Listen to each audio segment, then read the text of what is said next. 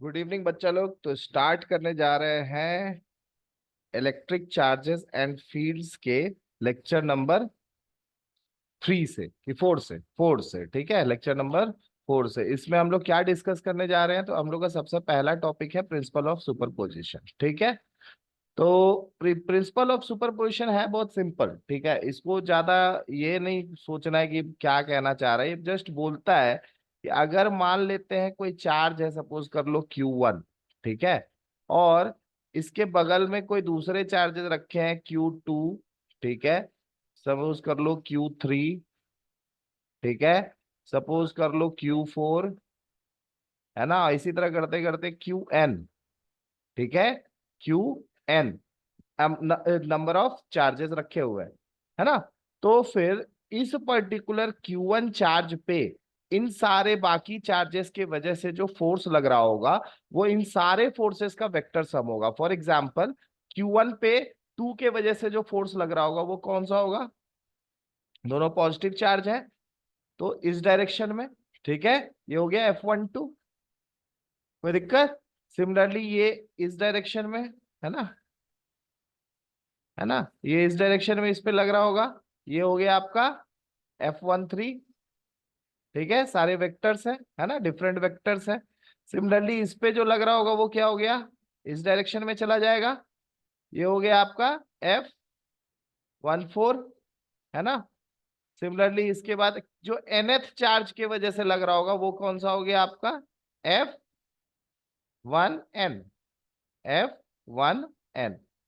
ठीक है, 1n। तो यही बोलता है प्रिंसिपल ऑफ सुपरपोजिशन, बोलता है कि जो नेट फोर्स Q1 पे लग रहा होगा वो इन सारे फोर्सेस का वेक्टर सम होगा।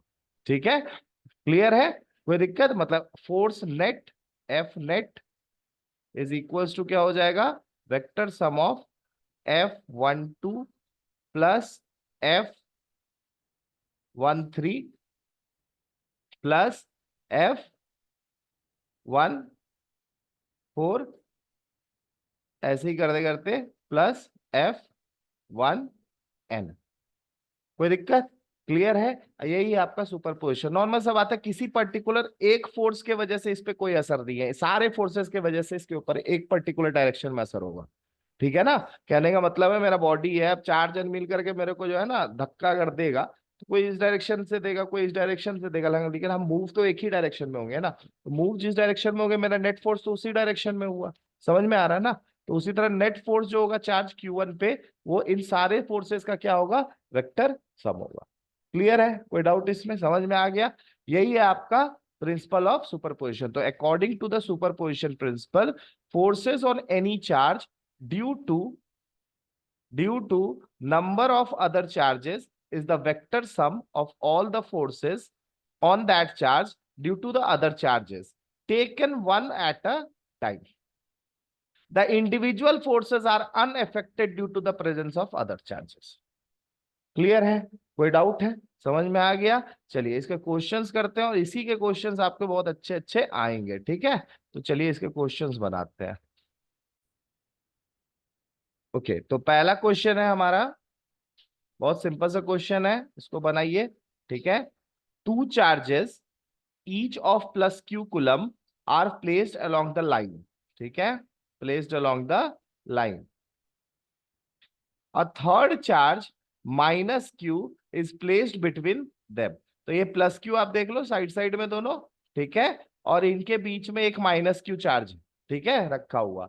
At what position will the system be in equilibrium? Equilibrium मतलब समझ रहे हो ना, फर्दर कोई चार्ज कहीं मूव नहीं करेगा, यानी कि नेट फोर्स माइनस क्यू पे क्या होना चाहिए? जीरो। नेट फोर्स क्या होना चाहिए? जीरो। तो चलिए ये लेंथ आप लोग को बताना है, जल्दी से बताइए तो इसका आंसर क्या होगा? जल्दी निकालिए।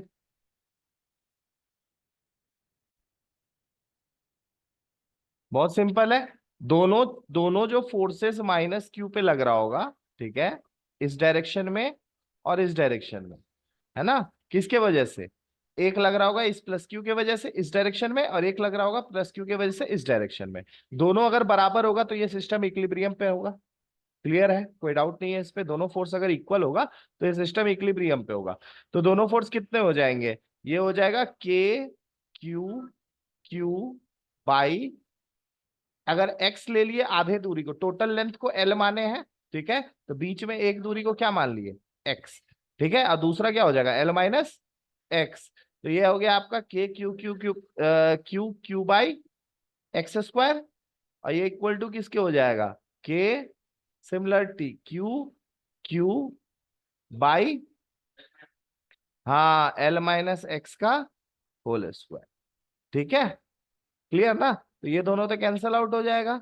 चलिए जल्दी से x का वैल्यू इसमें से फाइंड करना है आप लोगों को, ठीक है। आपसे पूछा क्या है, एट व्हाट पोजीशन, पोजीशन पूछा है ना, पोजीशन क्या होगा, ठीक है, पोजीशन क्या होगा, जल्दी से बताइए तो पोजीशन क्या होगा आपका, मतलब x का वैल्यू l के टर्म्स में आप लोग को निकालना है। तो आंसर इसका क्या हो, तो इसका क्या हो जाएगा, तो यहां से बोल सकते हैं X square is equal to l minus X square, ठीक है, रूट हटा, रूट दोनों साइड डाल दिए तो x इज इक्वल टू क्या आ गया, l माइनस एक्स, ठीक है, तो और l इज इक्वल टू कितना आ गया 2x, या फिर x इज इक्वल टू क्या होगा l बाई,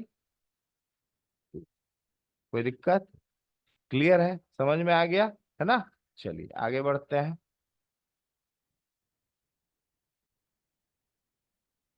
ओके, तो नेक्स्ट क्वेश्चन है हमारा,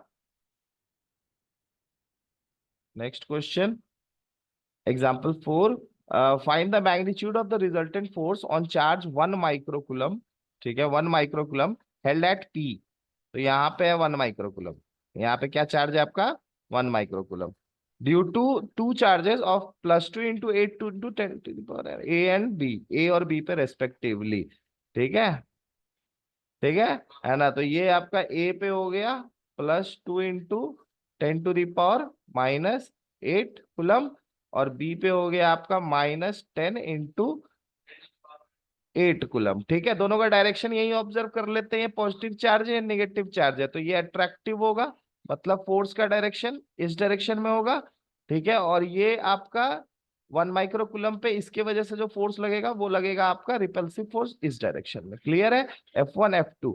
तो दो फोर्स हो गया, हम लोग को रिजल्टेंट फोर्स निकालना है, कोई दिक्कत, हम लोग को क्या निकालना है, रिजल्टेंट फोर्स निकालना है। तो रिजल्टेंट फोर्स आपका क्या हो जाएगा, जल्दी से कैलकुलेट कर लो। हाँ, हाँ निकालो आंसर, बताओ जल्दी से।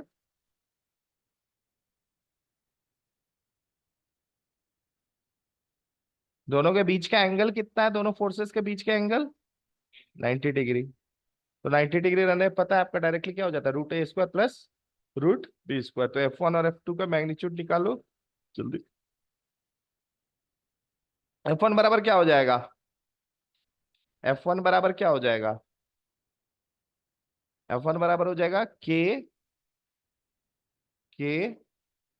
इंटू 1 माइक्रोकुलम, मतलब 10⁻⁻6, मल्टीप्लाइड बाई 2 × 10⁻, क्या था 8 की -8, -8 कुलम था, ठीक है, ये हो गया F1। और दोनों के बीच का दूरी कितना था, 10 सेंटीमीटर, 10 सेंटीमीटर का मतलब हो गया 10 × 10⁻⁻2 का होल स्क्वायर, कोई दिक्कत, ठीक है। और F2 बराबर कितना हो जाएगा, k × 10⁻⁻6 multiplied by 10⁻⁻8। Already direction ले चुके हैं, तो मेरे ख्याल से फोर्सेस को अलग से बताने की कोई जरूरत नहीं है, ठीक है, डायरेक्शंस को इंक्लूड करने का। तो ये आपका क्या हो जाएगा, नीचे में 5 × 10⁻5 सेंटीमीटर था ना, -2 का स्क्वायर, ठीक है, -2 का स्क्वायर। अब दोनों को ये कर लो, 9 × 10⁻9, 9 × 10⁻9 कितना हो जाएगा, जल्दी से बताओ आंसर, दोनों वैल्यू कैलकुलेट करके बताओ, F1 का वैल्यू कितना आएगा,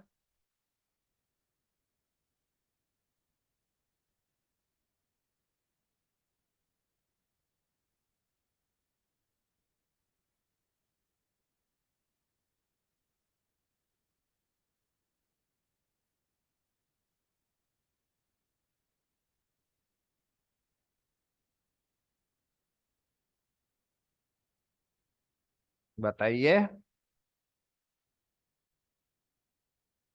ठीक है, तो ऊपर वाला कितना आ गया, 2 × 10⁻−12 न्यूटन, ठीक है, और नीचे का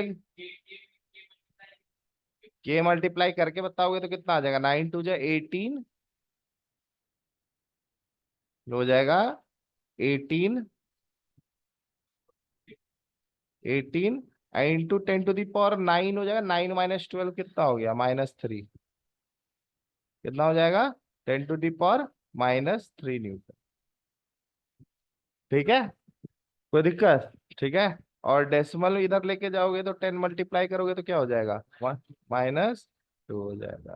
ठीक है, तो 1 वैसे रहने दो अभी इतना। नीचे वाला जल्दी से बताओ कितना आ रहा।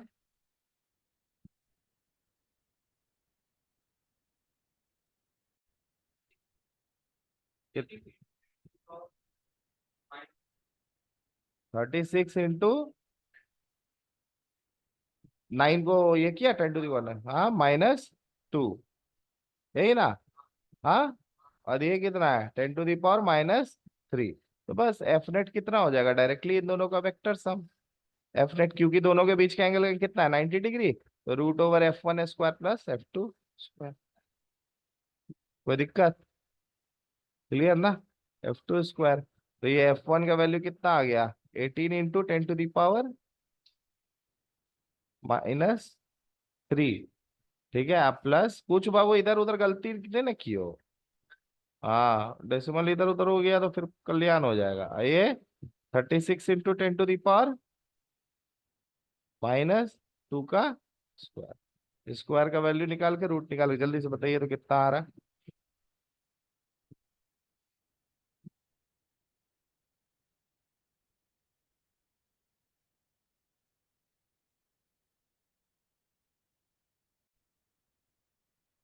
ठीक है, चलो कितना है आंसर जी।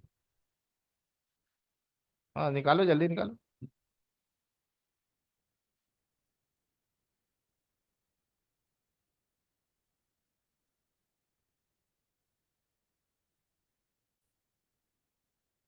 यहाँ पे 36 × 10⁻³ ही आएगा, कैसे कैलकुलेट करते हो वही बोल रहे थे।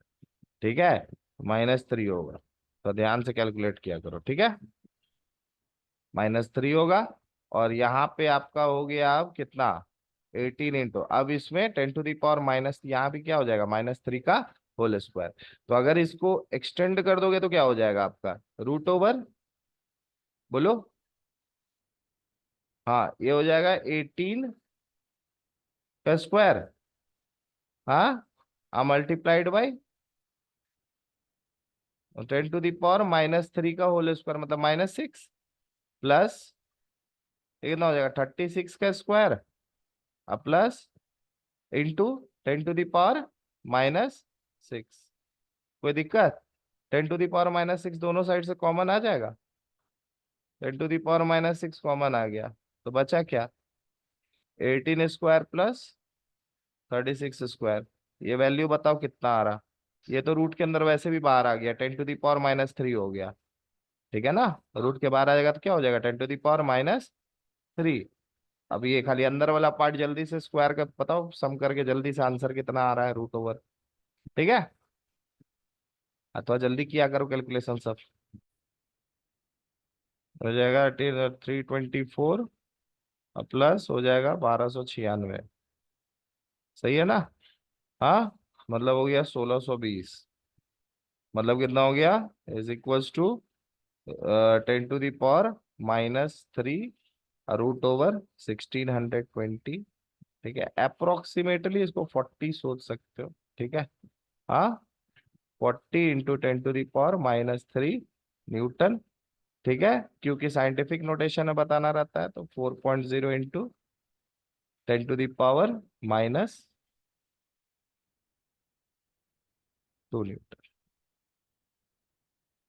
क्लियर, समझ में आ गया। ठीक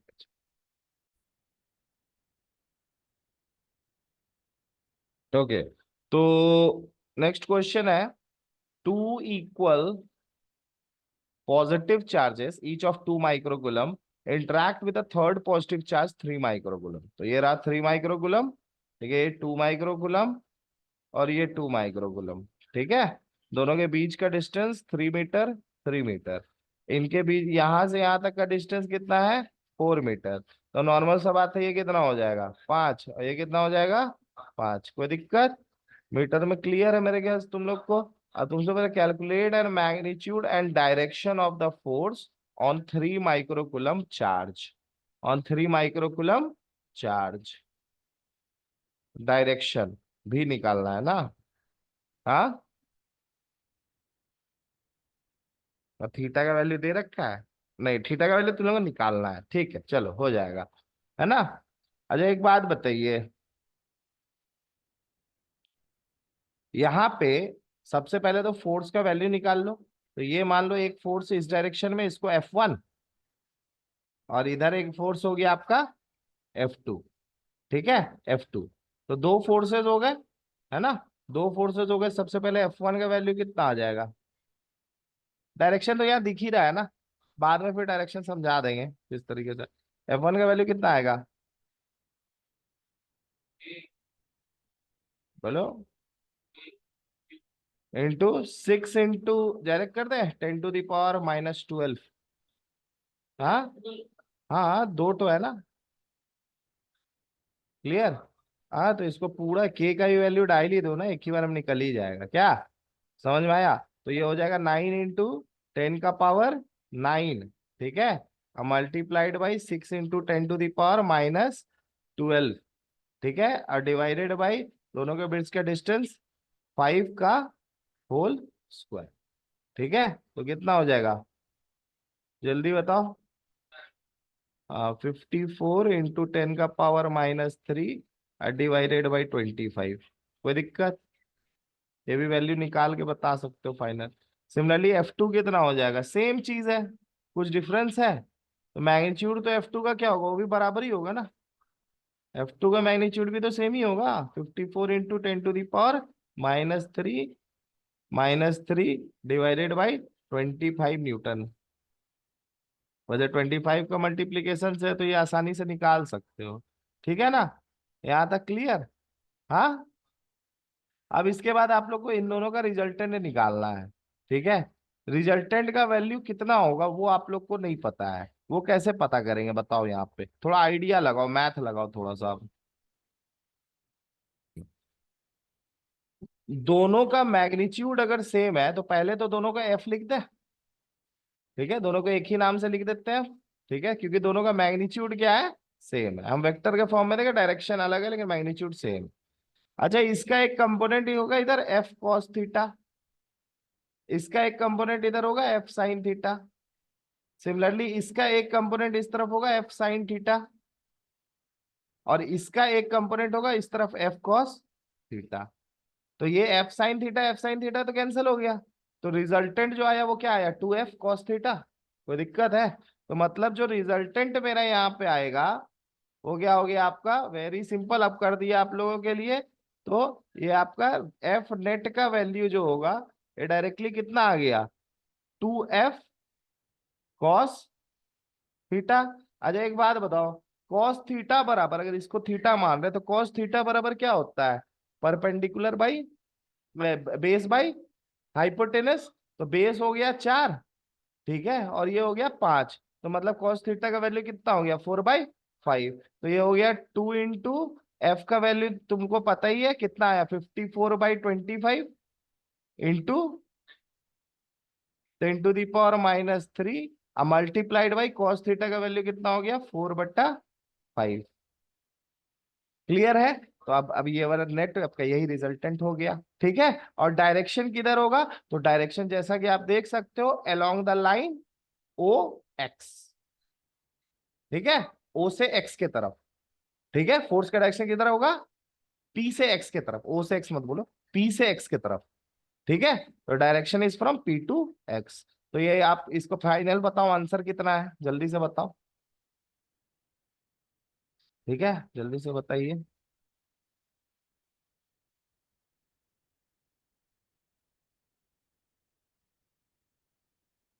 जल्दी करो, इसको आंसर बताओ।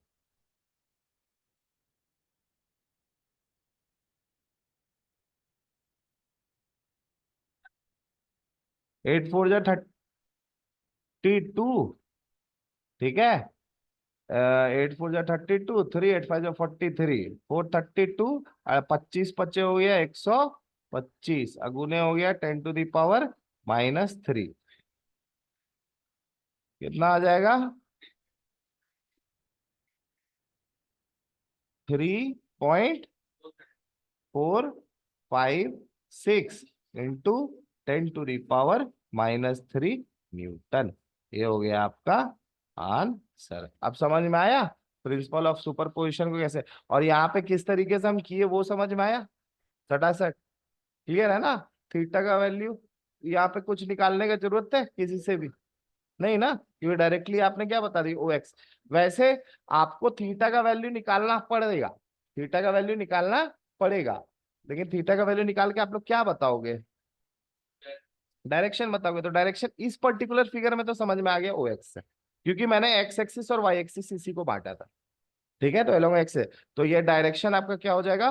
P2x। ये हो गया मैग्नीट्यूड, ठीक है, फोर्स नेट का। और डायरेक्शन क्या हो जाएगा? P2। क्लियर? समझ में आ गया? चलो ये हो गया ना, नेक्स्ट क्वेश्चन चलते हैं। ठीक है, तो आज यहाँ रहने देते हैं। आप लोग प्रिंसिपल ऑफ सुपरपोजिशन का है ना अलग अलग क्वेश्चंस बनाइए। ठीक है, एक क्वेश्चन होमवर्क के तौर पे ऐसे ही ले लो मेरे तरफ से, मनगढ़ंत क्वेश्चन है, मनगढ़ंत क्वेश्चन है। ठीक है, मान लेते हैं कि स्क्वायर है,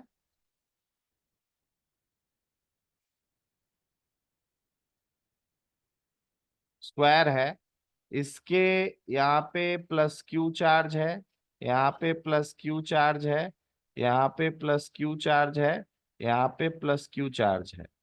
ये स्क्वायर है, इसका डायगोनल मान लो ए है, इसका डायगोनल क्या है? ए है, सॉरी साइड आपका ए है, साइड आपका क्या है? ए है ना? तो फिर क्वेश्चन ये है, क्वेश्चन ये है कि इस स्क्वायर के सेंटर पे, सेंटर पे ऐसा क्या चार्ज रखा जाए? ठीक है, क्या चार्ज रखा जाए कि F net due to other charges zero हो जाए? ठीक है, तो यहाँ पे एक्स कुलम्ब का चार्ज आप सोच लो है ना, ये एक्स आप लोग को निकालना है ना, such that, such that net force, net force at centre of square, centre of square is zero, zero. ठीक है, आपको जनरल सा बात है, जो जो टर्म है उसी के टर्म में आंसर देना है, जो जो चीज दे दी है जैसे ए क्यू है ना, इन सब टर्म में आपको आंसर देना हो। क्लियर?